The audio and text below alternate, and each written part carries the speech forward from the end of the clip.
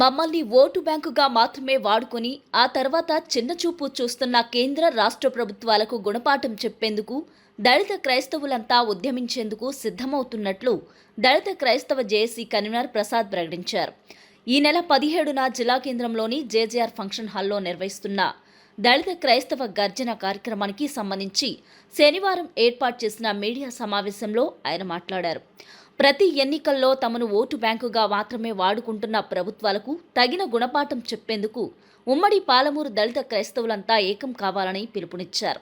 ఇక నిత్యం చర్చీలు పాస్టర్లపై దాడులకు పాల్పడుతున్న సంఘటనలను ఎదుర్కొంటూ మనకు రాజ్యాంగపరంగా రావాల్సిన హక్కుల్ని సంపాదించుకునేందుకు ప్రతి ఒక్కరూ కదలి రావాల్సిందిగా పిలుపునిచ్చారు.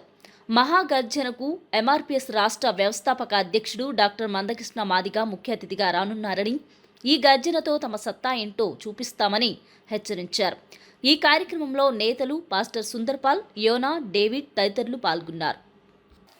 రాజ్యాంగ హక్కుల సాధన సమితి జిల్లా కమిటీ నుంచి పిలుపునిస్తున్నాం.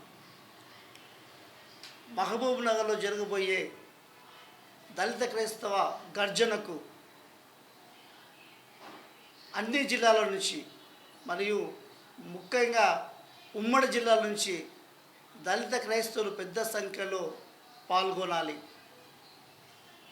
అంత మాత్రమే కాదు, ఈ సభ మన భవిష్యత్తుకు బాట కాబట్టి మేము పిలిపిస్తున్నాం. ఇంటికి తాళం, మన హక్కులను కాపాడుకుందాం. చలో మహబూబ్ నగర్. ఈ ప్రోగ్రాన్ని దళిత క్రైస్తవులు అందరూ విజయవంతం చేయాల్సిందిగా విజ్ఞప్తి చేస్తున్నాం. ఈ సభను విజయవంతం చేయాలంటే దైవ సేవకులు, సంఘ పెద్దలు, విశ్వాసులు పెద్ద ఎత్తున కదిలి రావాలి. మన పైన కేంద్ర రాష్ట్ర ప్రభుత్వాలు చిన్న చూపు చూస్తున్నాయి, మనల్ని ఓటులుగానే చూస్తున్నాయి, మనల్ని మనుషులుగా గుర్తిస్తలేవు. కాబట్టి రాబోయే రోజుల్లో మనము మన హక్కులను సాధించుకోవాలంటే ఈ యొక్క బహిరంగ సభకు వేల కొలది తరలి రావాల్సిన అవసరం ఉంది. ఈ సభ ద్వారా మనము కేంద్ర రాష్ట్ర ప్రభుత్వాలకు హెచ్చరిక అయినా సరే, విజ్ఞప్తి అయినా సరే మనం చేయాల్సిన అవసరం ఉంది. ఎందుకంటే 1950 ఆర్డర్ ద్వారా మన యొక్క భవిష్యత్తును ఖరాబ్ చేసింది. కాబట్టి 1950 ఆర్డర్ను వెంటనే, రాష్ట్రపతి ఉత్తర్వులను వెంటనే రద్దు చేయాలి. దళిత క్రైస్తవులకు ఎస్సీ హోదా కలగజేయాలి. అంత మాత్రమే కాదు, రాజ్యాంగం ఇచ్చినటువంటి ఆర్టికల్ 14, 15, 25 మత స్వేచ్ఛ ఉంది, సమానత్వం ఉంది, మాట్లాడే హక్కు ఉంది. కానీ దళిత క్రైస్తవులకు ఇది ఏది లేకుండా ప్రభుత్వాలు కట్టుదిట్టమైనటువంటి నిర్ణయాలు తీసుకుంటుంది. కాబట్టి రాబోయే రోజుల్లో క్రైస్తవుల పైన, సంఘాల పైన, పాస్టర్స్ పైన దాడి జరగకూడదంటే ఈ భారీ పైన సభకు ప్రతి ఒక్కరూ సహకరించాలి. అంత మాత్రమే కాదు, ఈ సభ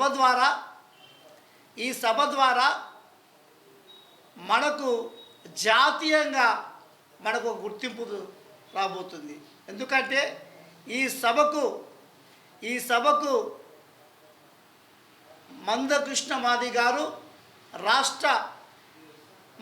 మాది గారు ఎంఆర్పిఎఫ్స్ దేశ నాయకుడు కాబట్టి వారు రాబోతున్నారు. అదేవిధంగా మల్లు రవి గారు, ఎంపీ నాగర్ కర్నూలు గారు, సంపత్ కుమార్ గారు ఏఐసి సెక్రటరీ, వారు కూడా మన మధ్యలోకి రాబోతున్నారు.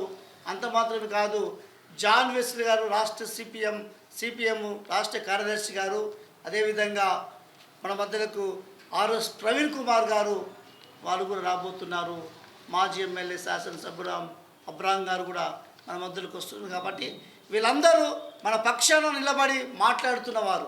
కాబట్టి వీళ్ళకి మద్దతు తెలపాల్సిన అవసరం ఉంది.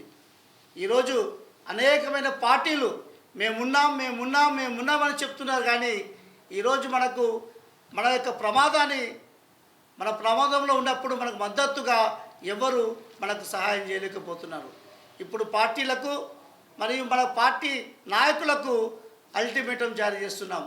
రాబోయే రోజుల్లో మా మద్దతు కావాలంటే ఈ సభకు మీరు మద్దతు చేయాలి, మా ఓట్లు కావాలంటే ఈ యొక్క సభకు మీరు మద్దతు తెలపాలని కోరుతూ ఈ అవకాశాన్ని ఇచ్చినటువంటి పెద్దలకు, దైవ సేవకులు మరి సుందరపాల్ గారికి, యోనా గారికి మరియు డేవిడ్ గారికి కృతజ్ఞతలు తెలుపుతూ నేను ముగించుకుంటాను.